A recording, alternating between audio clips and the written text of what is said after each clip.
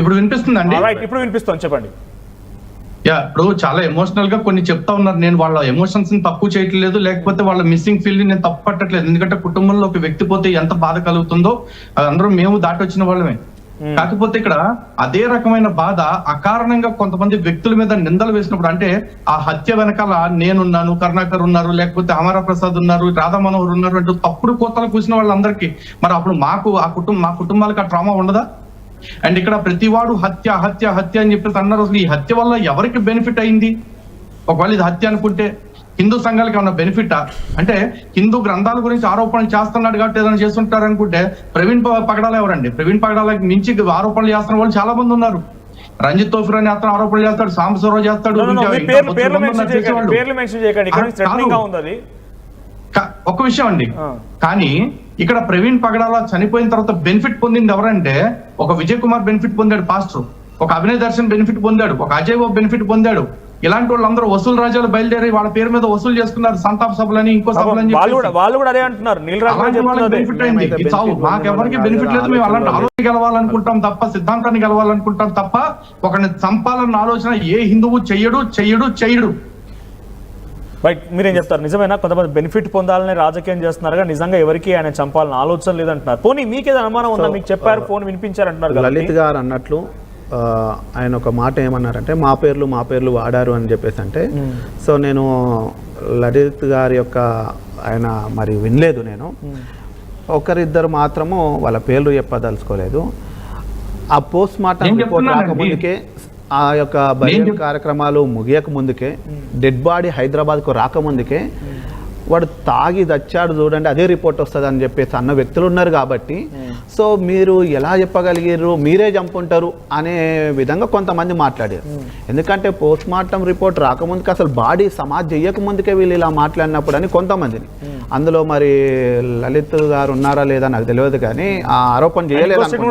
దీనివల్ల ఎవరికి ఉపయోగపడింది అంటే రాజకీయంగా వాళ్ళకే కానీ ఉపయోగపడలేదు అంటున్నారు. అవునవును, కొంతమంది ఆ టైంలో మాత్రము.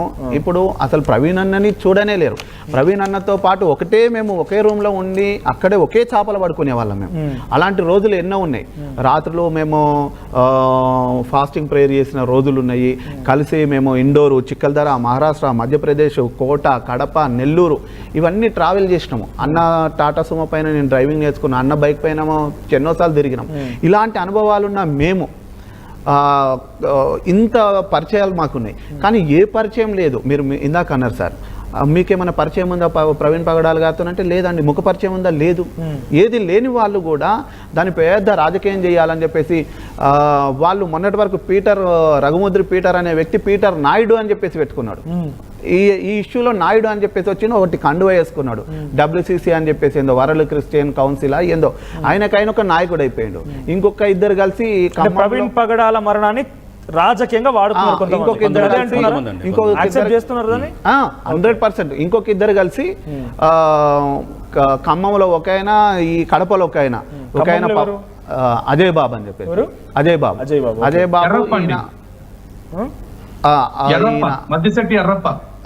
తర్వాత ఈయన ఎవరు అభినయ్ దర్శన్, వీళ్ళు కలిసి రాజకీయ పార్టీ అంటే ఎటుబడ్డా ఏంటంటే మళ్ళీ స్టేజ్ మీదనేమో అరే అన్న ఇలా అయింది, అన్న అలా అంటున్నారు. మళ్ళీ వేరే వాళ్ళకు పుకార్లు లేపేది ఏంటంటే తాగే అలవాటు ఉందంట అని అంటారు. ఎవరు అని చెప్పేసి నేను ప్రశ్నిస్తే వాళ్ళ ఆడియోలు నా దగ్గర ఉన్నాయి. లేదు బ్రదర్, నాకు ఆయన చెప్పిండు. ఖాళీ పుకార్లే బ్రదర్.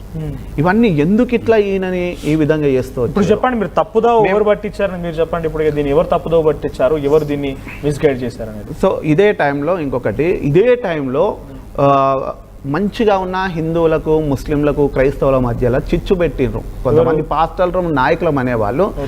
ఎవడో తొడలు కొడుతున్నాడంట, నా కొడుకలు మిమ్మల్ని నరుకుతా, చంపుతా, ఇదా పేర్లు చెప్పలేదు. వాళ్ళ గురించి మీ సమాజంలో కూడా తెలవాలి కాబట్టి, మన సమాజంలో కూడా తెలవాలి కాబట్టి. రైట్, ఒక్కసారి వాళ్ళ నోటి నుంచి విందాం మనం. ప్రవీణ్ అన్నకు దగ్గరగా ఉన్న అత్యంత సన్నిహితమైన మేము కానీ, కుటుంబ సభ్యులు కానీ, ఆ రోజు జెసికా పగడాల చెప్పింది ఎవరు మీరు వింటున్నారు కదా, అజయ్ బాబు అనేట ఆయన కూడా అన్నారు మా జోలికి వస్తే ఇట్లా చేస్తామని. అది క్రైస్తవ్యం చేశారు, మేము ఒప్పుకోము. ఆయన మాట్లాడిన మాటలు కానీ, ఆ విధానాలు కానీ మేము ఒప్పుకోము. సో అది మేము అనేక సందర్భాల్లో కూడా మేము ఖండిస్తూ వచ్చినాం. కాబట్టి అది క్రైస్తవ్యానికి వాళ్ళ మాటలు కానీ అసలు బైబిల్ కూడా యాక్సెప్ట్ చేయదు అలాంటి మాటలు మాట్లాడే వాళ్ళని. శత్రువుని ప్రేమించమని అంటది, నీ కుడి చెంప కొడితే ఇంకొక చెంప దూపిమని అంటది, ప్రేమ కలిగి ఉండమని అంటది, శత్రువు ఆకలి కొని వస్తే అన్నం పెట్టి. మీరు ఎప్పుడైనా సంప్రదించారా వాళ్ళని అలా మాట్లాడే వాళ్ళని మొత్తం మిస్గైడ్ చేస్తున్నారు, తప్పు ఫోన్లు చేస్తాము, రిలీజియస్ కాన్ఫ్లిక్ట్స్ క్రియేట్ చేస్తున్నారు చెప్పాము, వాళ్ళ మీద వీడియోలు కూడా మాట్లాడారు. మీరు వీడియో మాట్లాడారు హనుమంతరావు గారు, ఏం మాట్లాడారు వాళ్ళతోనే? అంటే అది యేసుప్రభు మనకు నేర్పించింది ఆ మార్గం కాదు, మనకి శాంతి సమాధానం ప్రేమగా, ఈవెన్ శత్రువు కూడా ప్రేమించమని చెప్పాడు. ఒకవేళ వాళ్ళు తెలియక అట్లా మాట్లాడుంటే మనం వాళ్ళని క్షమించాలా, వాళ్ళు తెలుసుకుంటారు, వాళ్ళు మనం ప్రేమిద్దాం, అట్లా మాట్లాడద్దు. అది మన క్రైస్తవ మార్గం అది కాదు, అలా మాట్లాడకూడదు. రిలీజియస్ కాన్ఫ్లిక్ట్స్ వాళ్ళు రెచ్చగొట్టిన మాట వాస్తవం నమ్ముతున్నారు మీరైతే. సో ఇప్పుడు మీరు అడిగినట్లు అజయ్ బాబు అనే పేరు ఎట్లా మీరు అడిగారు, అజయ్ బాబు కానీ ఇంకొక ఆయన అభినయ్ దర్శన్ అన్నట్టు, ఇప్పుడు ఈయన కూడా హమారా ప్రసాద్ అనే వ్యక్తి కూడా గతంలో అంబేద్కర్ గారిని కూడా దూషించినట్లు విధానాలు చూసినాం మనము. మరి అయినంత క్రూరంగా అసలు తాగిదచ్చినని ఎంతటి సభ్య సమాజం తలదించుకునే విధంగా అలాంటి ఘోరమైన స్వామీజీ గారు మాట్లాడండి. ఇక్కడ హమారా ప్రసాద్ గారు ఆ మాట పెట్టడానికి ఒకటే కారణం, ఆ ఊరకొక్క అజయ్ బాబు అనేవాడు పోస్ట్ మార్టం దగ్గర అక్కడ పోస్ట్ మార్టం కి బాడీ తీసుకెళ్లిన వెంటనే పోస్ట్ మార్టం రిపోర్ట్ రాకముందే దీని వెనకాల మతోన్మాదులు ఉన్నారు, హమారా ప్రసాద్ ఉన్నాడు, రాధా మనోహర్ ఉన్నాడు అని కుక్కలాగా వాగాడు. దాంతో హమారా ప్రసాద్ గారు ఏమన్నారు, అరే వాడు తాగి చచ్చిన మొత్తం చూడండి రా, ఎవడో చంపింది కాదని చెప్పేసి పోస్ట్ పెట్టారు. కావాలంటే సీక్వెన్స్ ఒకసారి చెక్ చేసుకోమని నా క్రోనాలజీని. మీకు తెలియదు, మీకు సగం ఫ్యాక్ట్స్ తెలుసు,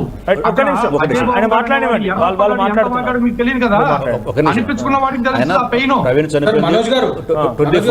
ఒక్క నిమిషం కృష్ణకాంత్ గారు, ప్రవీణ్ చనిపోయింది 24th అయితే ఆ 25th రోజు పెట్టాడు హమారా ప్రసాద్. లలిత్ కుమార్ గారు చెప్తున్నారు కదా ఎవరో ముందెవరో అన్నారని. అజయ్ బాబా ఆ మాట అనేది రిలీజియస్ కాన్ఫ్లిక్ట్స్ రెచ్చగొట్టి ఎవరైనా కూడా డెఫినెట్ గా ఎవరు మాట్లాడిన తప్పేనండి, ఎవరు మాట్లాడిన తప్పే.